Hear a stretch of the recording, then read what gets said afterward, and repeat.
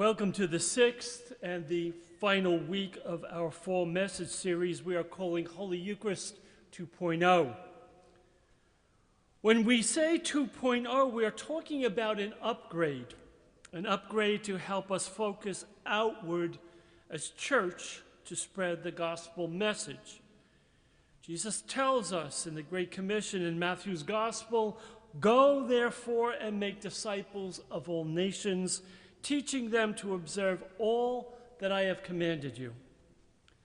If we take this message seriously and look around our church, we can see that people in our community are not hearing the life-giving message of the gospel because they are not here.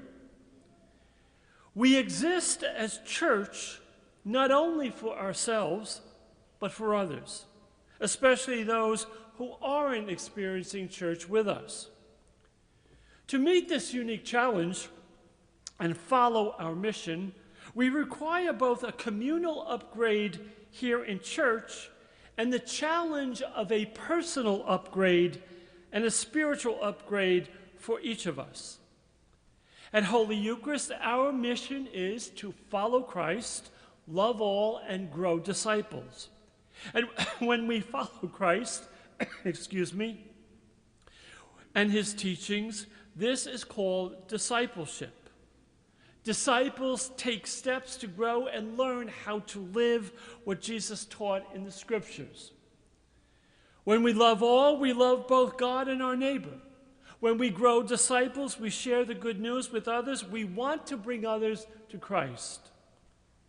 At Holy Eucharist, we understand that this mission is essentially achieved through the members of the church, each growing on their own discipleship journey. Moreover, discipleship is about adding value to our lives. When we grow as disciples of Christ, we become better parents to our kids, better children to our parents, better bosses to our workers, and it's all about following Jesus Christ. And that's what this message series is all about, introducing you to how you can be a part of this mission as a disciple of Christ. We have also discussed that successful discipleship comes down to simple steps. Here at Holy Eucharist, we are working hard to provide specific steps to make it easy for you to enter into this discipleship path. And we believe that each of these steps represents a lifestyle choice. Choices that we think are essential to growing in a relationship with Christ, a relationship in which he can change and transform us. So each week we've been looking at one of these steps. As mentioned over the past couple of weeks, STEPS is an acronym. Let's break them down.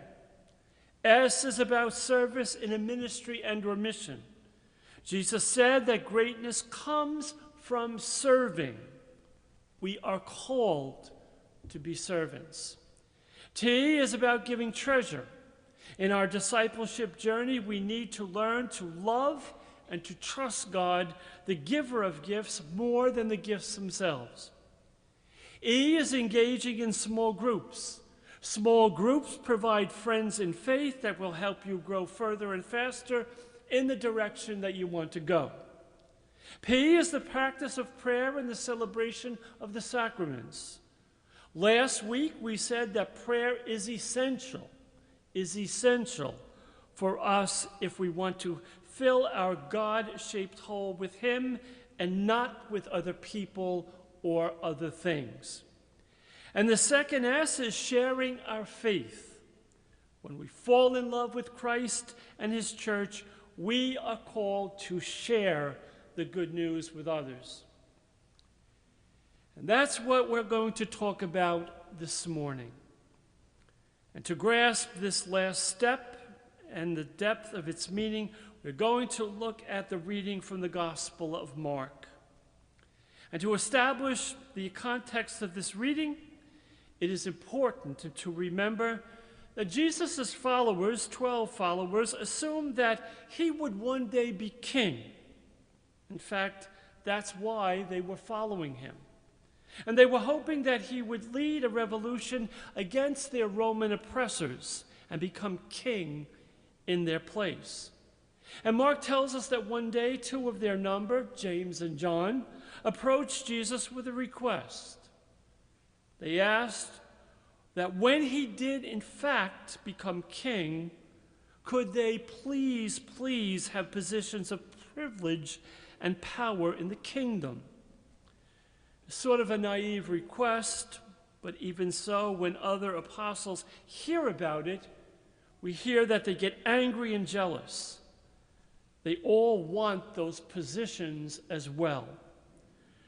So Jesus sees this infighting and these ill feelings among his friends and followers, and he doesn't let it go. He decides he needs to tackle the situation. As a side note, there is a good leadership lesson here. When we see bad feelings develop among your direct reports in your organization, among friends, or building up between your kids, don't ignore it and hope that it goes away. My preferred approach, but lean into it and address it head on. And that's what Jesus did. He put the issue right out on the table to teach an important lesson. And Mark tells us Jesus called them together and said to them, "You know that those who are recognized as rulers over the Gentiles lord it over them, and their great ones make their authority felt." The disciples were thinking, yes, of course we do. That's why we want to be in charge, because right now we feel lorded over by the Roman authorities and by the Jewish religious leaders, and we'd like to do a little lording over somebody ourselves. It was simply the thinking of the time. If you had authority and power, you use it to take advantage of others. So what does Jesus say next to completely tell them in a radical statement? But it shall not be so among you. I'm not calling you to use whatever power you enjoy in my service for yourself. Rather, whoever wishes to be great among you will be a servant. Whoever wishes to be first among you will be the slave of all. Jesus explains that in God's estimation, in God's eyes, the one who serves most is the greatest. The one who is counted first of all will be the servant of all. Why? Because the Son of Man did not come to be served, but to serve, and to give his life as ransom for many. Jesus often called himself the Son of Man, a title he used to suggest his mission. And here he explains what that mission is. He says the whole reason he came among us was not to be served, but to serve and to be a ransom for many. When we use that word ransom, we usually think of a kidnapping situation in which the kidnapper demands money. In Jesus' day, a ransom was used much more widely in reference to a debt. If you were in debt to someone and you couldn't pay that debt off, then you would become the servant, or you would work it off, unless someone else stepped in and paid the debt off for you. That was the ransom. And Jesus teaches the apostles that he has come to pay the ransom for many. What does that mean? Jesus gave us his whole self, even to death. This act of sacrifice and love shows us clearly God's love for us as well as his mercy towards us in our sin.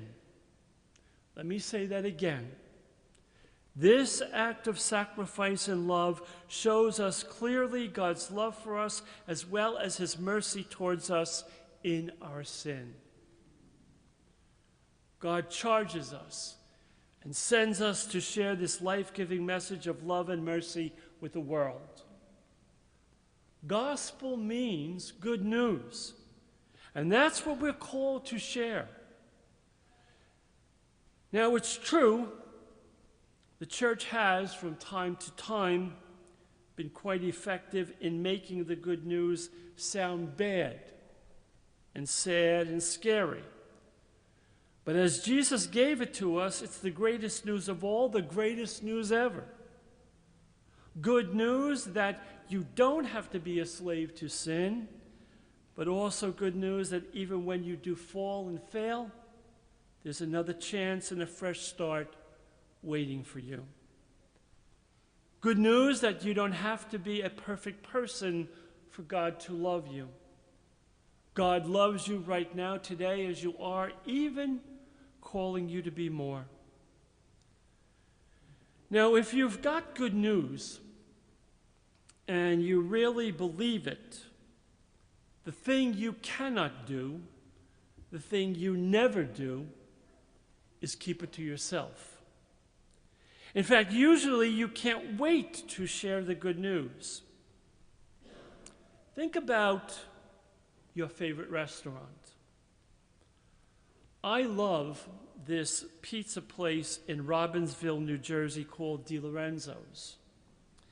And their pizza has this thin, crispy crust with the perfect amount of tomato sauce and cheese.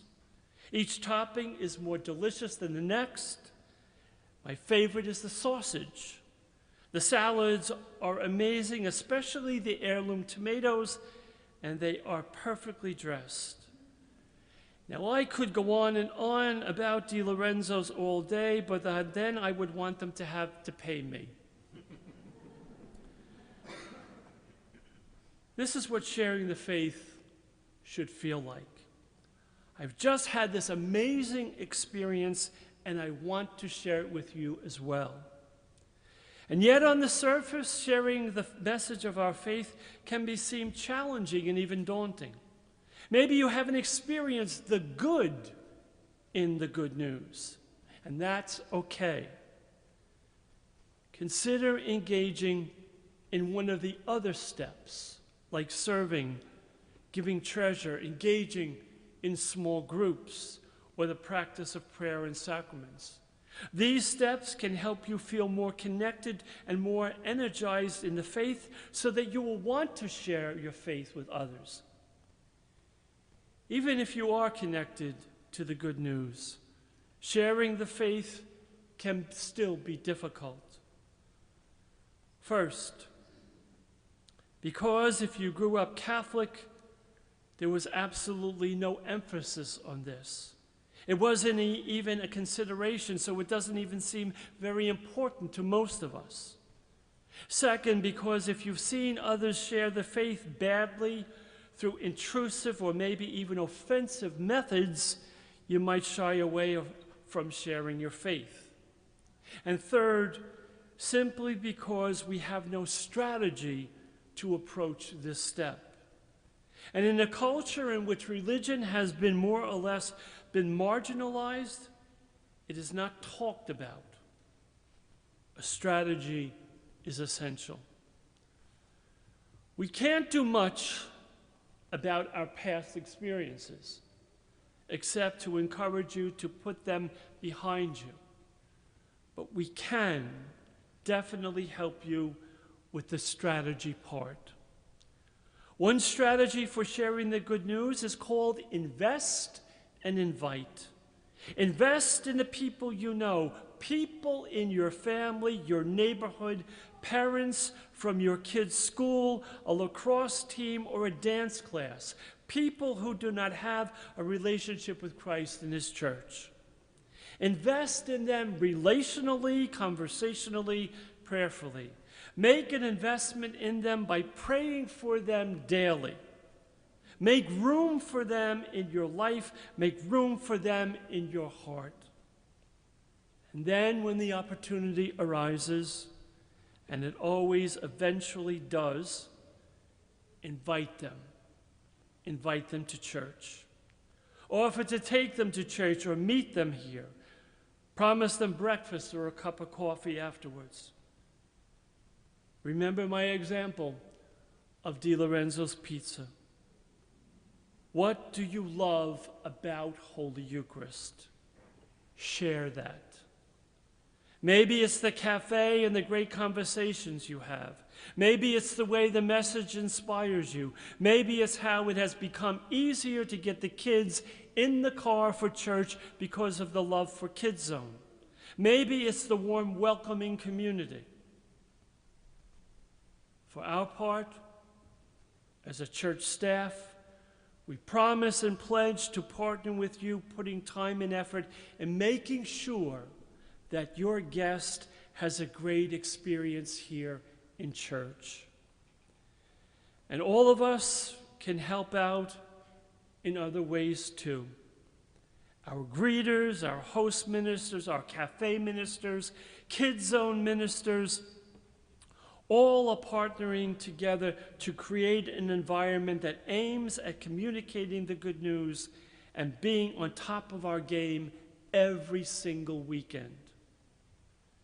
And you can participate here in church too, by handing a newcomer a worship aid if they come late and look confused. Show someone the way to the bathroom. Smile and greet guests gladly and warmly, by driving with courtesy and kindness when you leave Mass today. When you invest in others, when you invite them to church, when you extend a greeting to a new person in church, you are sharing the faith. Not only do you help others get connected on their faith journey, but you also grow as a disciple of Christ. Here is something else that you can do. I encourage you to put our Holy Eucharist car sticker on your car. You will share your faith with others by showing where you worship, and you could even take it up a notch. When you are in the drive-through line at Starbucks or wherever, pay for the coffee, order for the person in the car behind you. Make someone's day great. And maybe, just maybe, they will look at that Holy Eucharist car sticker and connect your action to your faith. The car stickers will be available from our host ministers as you leave the worship space today, in baskets by the chapel, the office doors, or at the Welcome Center desk. As we wrap up our message series, Holy Eucharist 2.0, it is the end of the series, but not the end of our upgrade. We will continue to encourage you to serve, to give treasure, to engage in small groups, to pray and celebrate the sacraments, and to share the faith. Hopefully, you will notice that when you grow in one step, you will begin to grow in others as well. Holy Eucharist 2.0 is not just about an upgrade here in church. You are the upgrade.